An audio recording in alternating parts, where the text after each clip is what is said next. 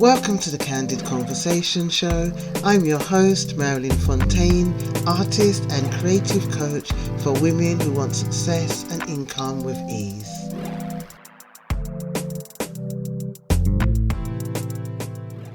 Hi, this is Marilyn and welcome to the Candid Conversation Show. It's 2023 and this is going to be a short one. It's just going to be a welcome back to the podcast after our break in December. And this is going to be a show on what I learned in 2023. So I want to make sure that I cover everything and not get distracted. So 2023, I wrote this in my newsletter that I found 2023 to be a really solitary year for me. So it was kind of paradoxical because it was a year where I did a lot of things. I hit a lot of my bucket list. That was like I went away quite a bit, had quite a few breaks.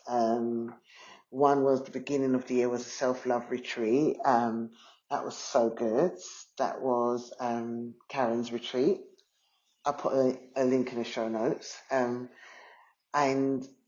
then I had a lot of breaks, just doing what I was doing for myself, which was nice. A lot of walks, a lot of resting. And then I went to Snowdonia in August, and that hit the bucket list of climbing a mountain. And another one was playing Pretty Mass for carnivals, wearing costume with feathers and glitter, and that was really special for me, especially at the age of 55 to be able to do that. So that was really just something I should have done I wanted to do years ago. And I didn't get to do it. I just wasn't time. I just wanted to wear my own clothes, and I went for a point of, I don't want to show all my body and this, that, and the other. It was modest, the costume, but I'm not bothered about body image really. Well, tell a lie. Last year I was a bit, but that was more about me being outside of my body rather than being in my body. And so I hit quite a few bucket list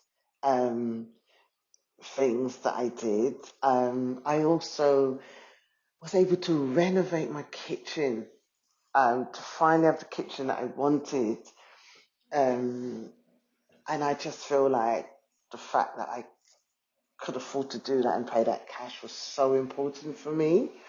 I wanted to go Dominica, which I'll come to afterwards, but let's stick with the things that I really achieved. So I managed to get my kitchen renovated. It was beautiful. Finished off certain things in my home. I got my studio,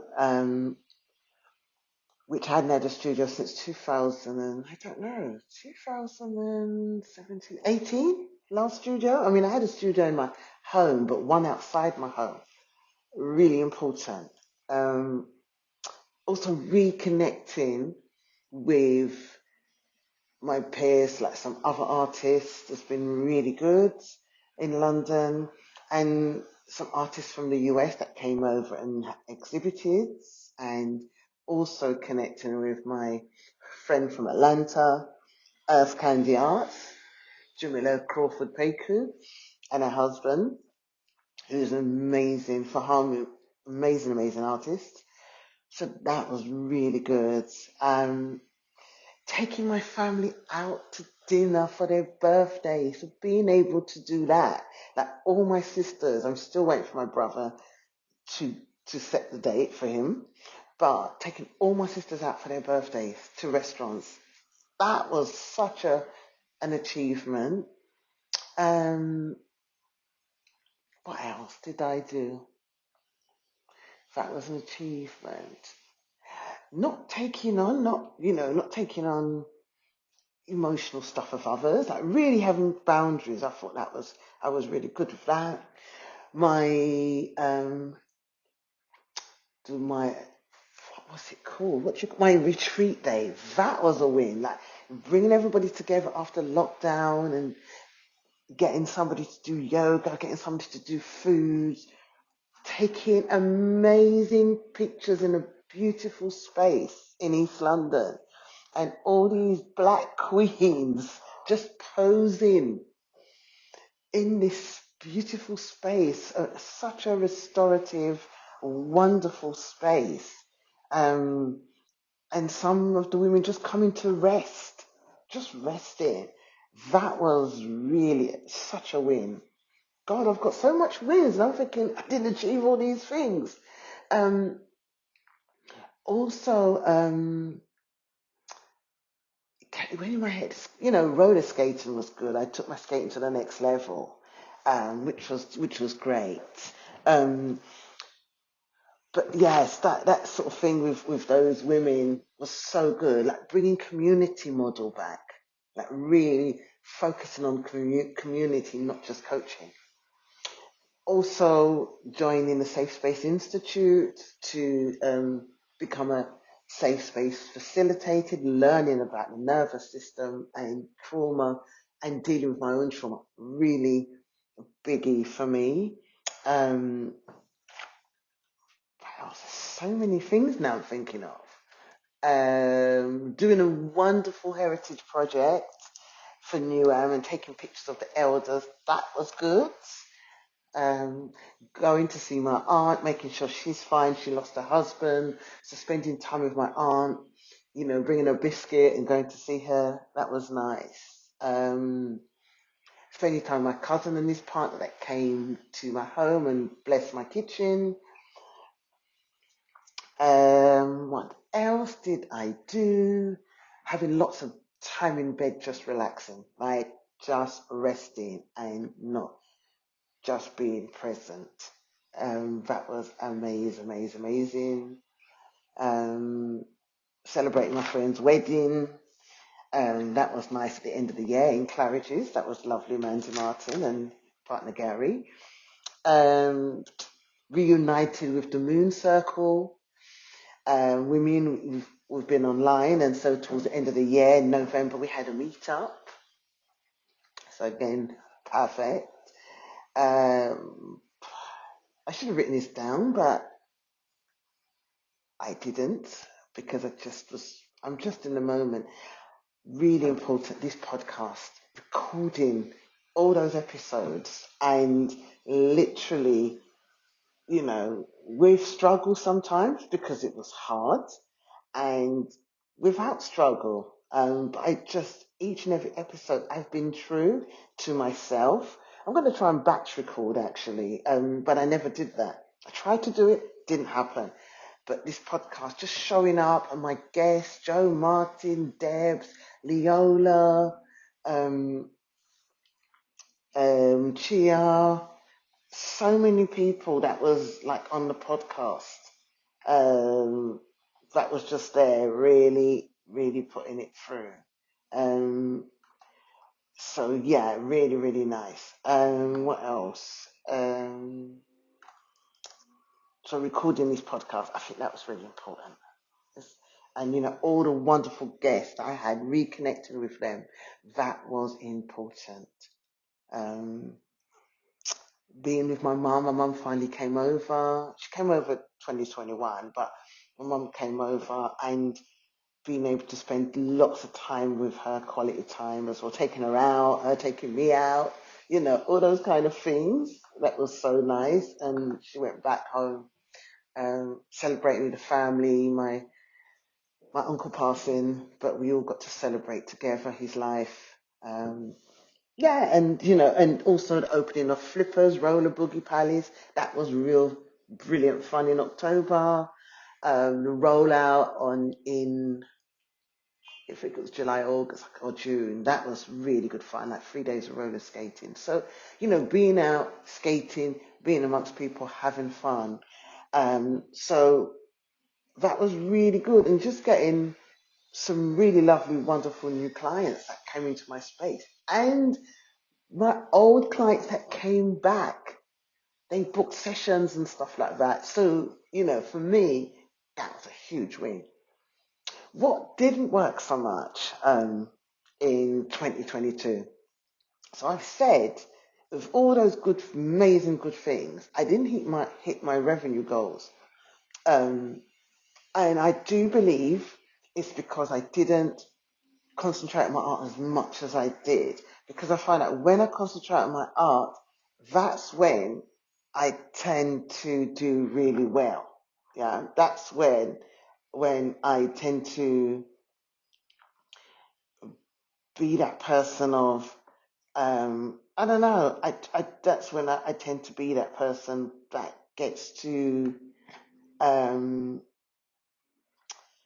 I get out of my own way. I no longer become this. I've got to do this. I've got to do that, and I find that I am so much more aligned is the word. I'm so much more aligned and I'm so much more like not bothered about I must get clients. I'm just doing my art, I'm creating my art, I'm telling stories, I'm, explaining narratives and people just come. So when I'm out of my own way, like Queen first says, I always mention that, when I'm out of my own way and just sharing my world as a projector, then I don't have problems getting clients. But when I think I start having to try and control it and start saying, well, I've got to do this, that, and the other to get my clients, I just become in my not self. In human design, they say it's your not self. And I start to think that I'm a manifesting generator or that I'm in control of the process of getting the people, whereas my business is based on magnetism, people coming in and deciding that they want to work with me, not me chasing. And I'll give an example. I was doing a call with somebody. I said to somebody, I've got these trauma sessions. Would they like to book them? And would they like to hop on a call? Now, sounds really good. Sounds really good. A good business move.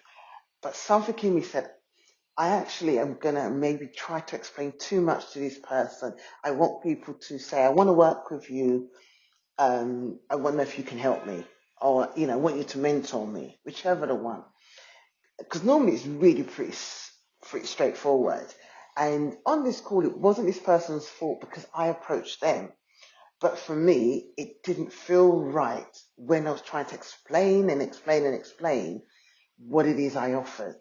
And I offer coaching and I also offer trauma coaching. And they're both getting you from a place of being uncomfortable to being comfortable and empowered. Sometimes I'm not very good at explaining that because the part of it is being in the journey and getting it. And I always believe your people will always know what you're doing. So I make offers on a podcast, I make offers on my newsletter. And for me, anything else is extra work, is surplus. Like when you make a pie and you do the shape round the edge and then you trim it off. The bit round the edge is when I'm over explaining. And it does the work a disservice. So I felt myself explaining. And I wasn't doing myself or the other person a disservice because I don't think it was right for any of us. So that was really a lesson in actually step back and allow the people that have booked you easily, with ease, come back and book you. And so I think that rather than concentrate on those clients, I'm concentrating back on my art, my studio practice, creating content for behind the scenes because I've got a Patreon now. Well, a test Patreon. I'm testing it to see how it works. It's a pop-up Patreon. But yeah, I don't want to be in a place where I'm doing that again because I really think that impacted my income.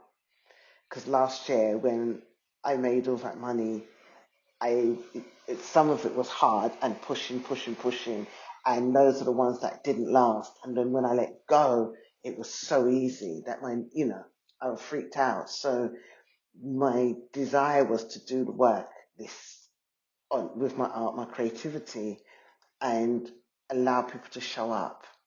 Um, and I want to join a few online portals for coaches, which they do the work for me rather than I'm trying to be on social media all the time, making an offer. I'd rather build my email list and build my podcast and my community. It just feels aligned right now than this push, push, push. The energy has changed. 2023 is a different energy to what 2021, 2020, the beginning of 2022 was. So that didn't work. Trying to not do my art as much as I could and try to focus on marketing. You have to market every day, but my marketing is magnetic marketing. Um, so my word of the year is restore. And I think that's really important, is to restore everything that I need to do. Yeah. So back how it used to be. Okay. So what else didn't work? Well, I think relationships on all levels. It worked. They worked in one level because they were very boundaried. But I felt myself, even though I was doing a lot of activities, I felt myself feeling alone. And I feel like I was mulling over and just adjusting to the new me, the more adult, the more the more trauma aware me, because I was working through aspects of trauma that had surfaced itself back up in 2022. And so I was seeing relationships that were coming into my life, and I wasn't trauma bonding anymore, and I wasn't people pleasing anymore. And that created a big vortex. And it was also a very lonely space because I was no longer in a place where I could just blindly make relationships. So I was accepting of some relationships that wasn't going to be forever. They were just passing ships in the night.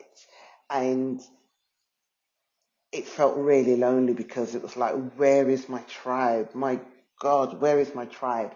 And last year was a 1 year for me in numerology. And it was a relationship year for the world. But for me, it was like sorting out what constituted to me healthy relationships. And so it just didn't feel it felt okay, but a lot of relationships didn't get they didn't go to the next level. I'm not even talking about romantic yet. I'm just even talking about some friendships. It felt a lot of relationships were superficial. There was a few that had a level of depth, but in general, and maybe that's because I'm not falling into I'm more mindful of the connections that I'm making as opposed to just being flattered and connecting deeply with people that are not really the right people to connect with on a deeper level. So it was seeing the woods for the trees. So it did feel lonely at times, even being out skating and stuff. It was lovely, but a lot of the people may have been very young, and I felt very maternal, like a mother figure, which was nice, but or very toxic. So it was like, I don't want to be amongst those people. I don't want to be amongst those people are cool, but I'm cool. I'm happy with them. They bring me joy. But where is my tribe? Where is my peers? So on the online space, that was fine. It was no problem. But this was an aloneness that I welcomed during the pandemic, but it felt different now. And I was experiencing a lot of new things on my own. So it was like really a relationship with myself. So the social part of me was like, I don't like this, but the other part was like, this is what a real relationship. And in my trauma course, one thing Melissa says, the facilitator, is that you learn healthy relationships through modeling. And what she means is that through somebody else, be it a coach, be it a therapist, you learn healthy relationships through modeling. So I learned a healthy relationship with my therapist and that container, but I hadn't, the real, my day-to-day physical life hadn't caught up with it yet. And in 2023, the energy feels so much more different, but it didn't catch up. And romantically, there was no romance. And for me, at first, I was so disappointed. But there was another part of me that was really tired. I just don't think I had capacity, but I desired it. So my desire was like, I want to be in a relationship. But what I realized, capacity I didn't have. I was still working through stuff and still scared, probably. But um, there was a lot of, I would say, things that may have started but didn't go on. And my therapist tried to get me to go on an app. I went on an app. I looked at the app. I was on there. It was just something that it was such a joke. I'm sorry to say, it was just interesting, really interesting, and it really mirrored the same thing as getting clients. It felt too much hard work, and I believe some apps work, and I believe you do have to show up. But I really feel that you've got to have no attachment when you're going on these spaces, like no attachment, and you need to be getting fulfilled, not sexually. I mean that can happen, but fulfilled in other areas of your life. And for me, I knew that because it was in general relationships, that was a thing that was happening for me. I didn't take that personally, although I was frustrated that why are these things not working? Why are they not happening? But I was able to see there was a pattern in general, that something I needed to work through. And I really believe it was time. It just didn't feel right last year. I was in something that I'm still trying to work out, an incubation period or something. So yeah, that relationship was interesting. So it was a really interesting relationship about things that I wanted to control, could not control. Um, Another disappointment I think I had, I don't know if I don't think I did a podcast. I did a Substack on it, was the coaching industry in general. I've never been a follower, but I followed formats of success. It's my NLP training. We're following successful models of behavior. But I felt the coaching industry, there was a lot of people that just started in this game that made quite a bit of money with a business model that wasn't sustainable. And I don't care about that because it's their business model. But when you're saturating an industry and giving other coaches a bad name, it puts a really bad taste in my mouth. And then me hearing that people has spent like so much thousands on a coach and not getting a result. Now, I'm not talking about really good coaches that have got a track record of people that have made money. Not just them that's made the money, but their clients have made money. I'm not talking about those coaches. I'm talking about people that have created incubators with 10K months, 10K months, but they haven't made really good coaches, or they've not made good businesses, or they've not their clients, they haven't got a track record of their clients making really good money. So I think that was a disappointment in the way that some of those people were showing up. And there's a whole thing about we attract on a level the things we need to learn. But I feel when somebody who's not got the money, when you can't give somebody a good business model or get them to a place at least to start thinking creatively, like we can't spoon feed everybody because there's some people that are just not coachable. But when you know your business model is not based upon actually getting results and actually making money and seeing your clients make their money in whatever they're doing, then that is a problem. So I know that I can easily say that I've made the revenue I made this year, but my clients have achieved unsurmountable goals, huge goals. I'm talking Oscar nomination. I'm talking, and that wasn't the goal we set out to have, but the goal we set out to have was to help the client regulate their nervous system so they could get to that stage and produce that work without um, being burnt out. People getting jobs that they need to get because they've put their mind to it. People creating events. To me, that is an achievement. That is a footprint. But when your clients haven't really got it and it's your friends that are giving you, like testimonial, then it becomes a worry. And so for me, that was part of the coaching industry, which is now people are seeing is that it's not sustainable. If the coaching industry is sustainable, I stand corrected, but there's some people in the coaching space, because they say the right words and they've got the right pictures, they're preying on vulnerable people or not so vulnerable people, or people that are making a decision to be led. And that was a disappointment towards the end of the year to see that. Um, but I do think we are on a journey and we have to be aware of what is happening. And we can deceive ourselves and really be deluded, but actually sometimes we're all going to get stung somewhere. I mean, I've done local authority courses and they've been a farce. So people, let's be real here. But certain aspects of the industry, certain individuals, not the industry, sorry, certain individuals. What else didn't work? I'd say, yeah. So I should have put one as a success. So a few of my older clients came back on a new rate and booked me. Uh, or at least a couple of them did some offers that I had.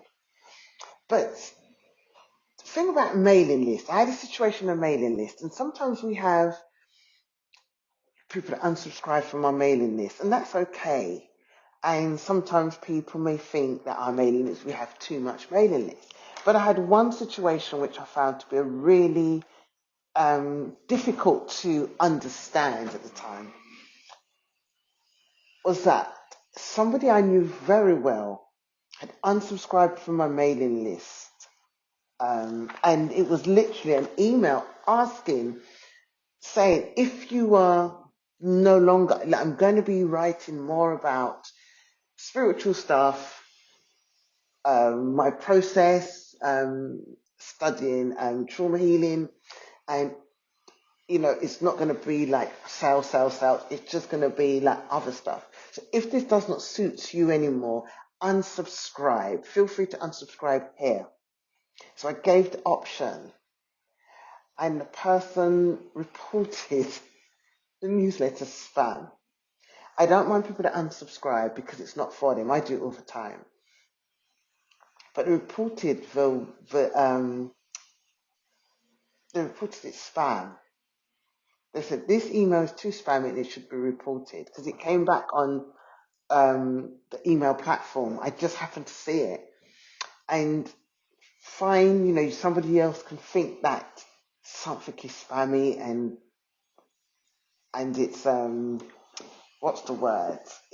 It's too much. And you can report. But if I've sent you an email and saying to you, if you don't want this new format, which is not salesy, then click. Now, for me, this person has been in my incubator, they've been in my space, and it's just how people are. But it did hurt. And I don't normally take these things personally, but this one I did. I was upset. I didn't understand why somebody would do that. That's just me. That's my inner child. That's my trauma response. And I give myself compassion through that. But that was something about the client customer journey, being familiar with people that have been sort of friends, and expectations. And what it taught me is areas where I need to understand that people have a right to say and do what they want. But what I won't do is accommodate those people in my mind. And just be aware that people have got choices. But it really made me look at boundaries, and it made me look at that it's not black or white. These things are going to happen. I'm going to feel triggered. And if people unsubscribe from my email, and which they do, it's fine. But it's just made me very intentional and not taking it personally, but understanding that I've got to redefine my expectations of everything. So that was it. So all these things are things that didn't work. So what does that tell me? Of all the things that didn't work, it tells me to be patient, to be kind to myself, not have expectations, and to be open. And so my word for 2023 is to restore. I did a process with Susanna Conway. She always has a word for the year. And my one was restore, and there's a couple of others which I can't remember. It's in my journal. But to restore, I want to restore my connection with myself and also my innocence and my vulnerability. I want to be more open in the dating and I hate the word dating actually, in the love world. Opening my relationships, accepting people for who they are, but I don't need to entertain them. I could put my boundaries up, or I could just be open. But just a sense of, not wonder is the word. I listened to a podcast today in Simone Soul, and she said, what would enchantment do? What would love do? So I'm going to be leading my year from the words, what would love do? Being open to relationship, being open to possibility, having boundaries, but developing really authentic adult relationships and enjoying my business and my art in a magnetic way rather than a patriarchal pushing aggressive way. And I leave you with a question as how are you going to show up for 2023? And we know the new year starts in March and all the other stuff that goes with it. But just for yourself and your pleasure and your life's work, your purpose, how are you going to show up for yourself? Bye for now. You want to be part of an incubator of some amazing creative women, then you need to join the Highly Capable Creative one-to-one program with me. To join, you can just contact me at www.mjfontaine.co.uk and book a sales call with me to join this amazing 6-month program where we get to work on your creative business. We also get to work clearing your blocks and also bringing that confidence up to 100 so you can stand in your agency and live your best life.